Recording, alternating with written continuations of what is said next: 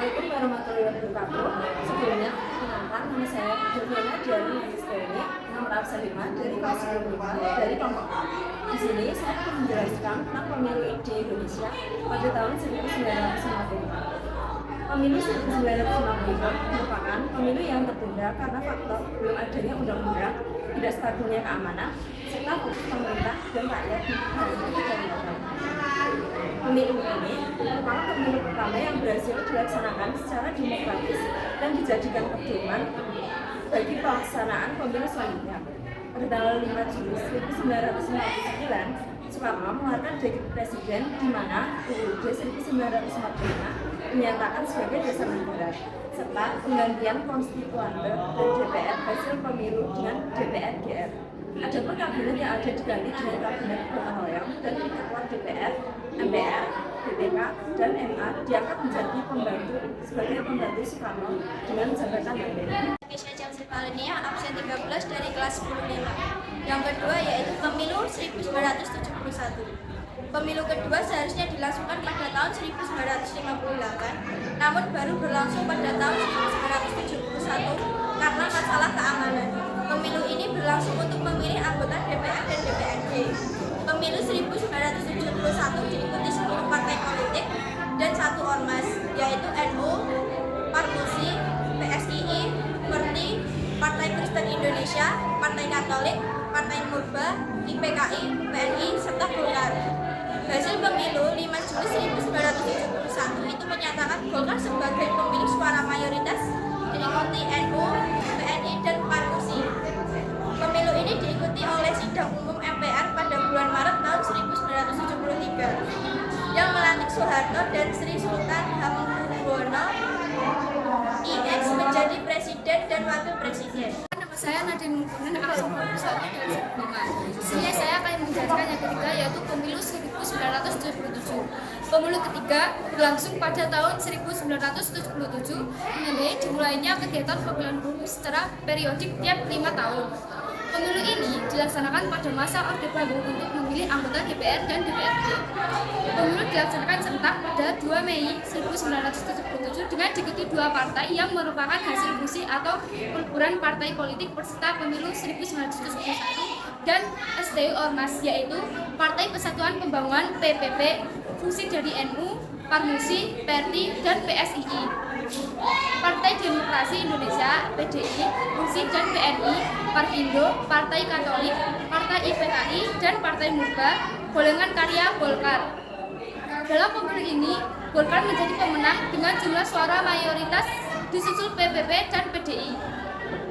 Pemilu ini kemudian diikuti oleh sidang umum MPR yang melantik. Absen 19 kelas 25 akan menjelaskan tentang yang keempat, pemilu 1982, 1989, 1992, dan 1997. Setelahnya, pada masa Orde Baru, kegiatan pemilihan umum secara periodik tiap 5 tahun. Pemilihan dilakukan untuk memilih anggota DPR dan DPRD. Secara presiden dan wakil presiden ditentukan dari hasil sidang umum MPR. Peserta pemilu 1992, 1989, 1992, dan 1997 sama yaitu Golkar, PPP, dan PDI. Dan selama masa pemilu ini Golkar selalu memenangkan suara terbanyak. Dalam sidang umum MPR, Soeharto juga kembali terpilih menjadi presiden dan membuatnya terus menjabat selama 32 tahun. Walau begitu, wakil presiden yang mendampingi setiap periode berganti mulai dari Umar Wira Hadi Kusuma, Sudarmono, Tri Sutresno, hingga Sujar. Absen 30 dari kelas 10-5. Yang kelima, pemilu 1999. Digulirkannya pemerintahan Presiden Soeharto membuat pemilu dipercepat. Dari yang semula dijadwalkan pada 2002 terpaksa dilangsungkan pada tahun 1999. Pemilu yang berlangsung pada 7 Juni 1999 menjadi sejarah pemilu pertama di masa reformasi.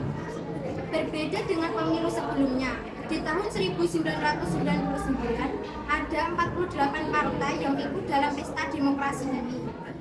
Partai peserta pemilu 1999 adalah Partai Indonesia Baru, Partai Kristen Nasional Indonesia, Partai Nasional Indonesia Supeni, dan lain-lain sebagainya. 48 partai tersebut hanya 21 partai yang mendapatkan kursi di DPA dan PDIP keluar sebagai pemenang mayoritas suara. Kemudian dari hasil sidang umum MPR, Abdurrahman Wahid atau yang biasa disebut Gus Dur dan Ketua Umum PDIP Megawati Soekarnoputri dilantik menjadi Presiden dan Wakil Presiden yang terpilih. Pasangan Abdurrahman Wahid, Megawati Soekarnoputri kemudian digantikan oleh pasangan Megawati Soekarnoputri Handra Has dari Sidang Istimewa MPR RI 23 Juli 2001. Dari cerita Faustina nomor absen 35 dari kelas 5. Di sini saya akan menjelaskan tentang pemilu pada tahun 2004. Pada pemilu tahun 2004 kembali tercatat sejarah baru di mana presiden dan wakil presiden bisa dipilih langsung oleh warga negara Indonesia. Sistem ini berlangsung dengan dibentuknya penyelenggara pemilu yang bersifat nasional, yaitu Komisi Pemilihan Umum atau disingkat KPU. Pelaksanaannya yaitu memilih anggota DPR, DPD, dan DPRD pada tanggal 5 April 2004.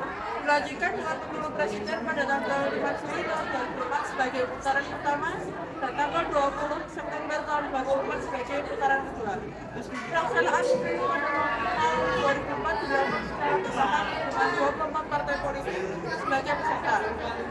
Pemilu pada tahun 2004 memperlakukan sistem elektoral besar misal 3% peroleh suara pemilu pada tahun 1999.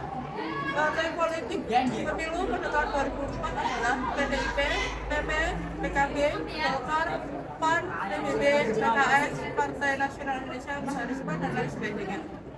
Hasil pemilu pada tahun 2004 menyatakan Golkar keluar menjadi pemenang sementara Susilo Bambang Yudhoyono dan Yusuf Kala menjadi sebagai Presiden dan Wakil Presiden pada tahun 2004. Terakhir, pemilu 2019. Pemilu 17 April 2019 diikuti oleh 14 partai politik nasional dan 4 partai politik lokal Aceh. 9 partai dinyatakan lolos ke Senayan yaitu PDIP, Gerindra, Golkar, PKB, Nasdem, PKS, Demokrat, PAN, dan PPP. Adapun 7 partai meraih suara di bawah ambang atas parlemen yaitu Perindo, Berkarya, PSI, Hanura, PBB, PKIP, dan Garuda. Jokowi dan Ma'ruf Amin terpilih sebagai presiden dan wakil presiden pada pemilihan 2019. Salam, sekian dari kelompok 4. Bila ada salah kata mohon maaf. Wassalamualaikum warahmatullahi wabarakatuh.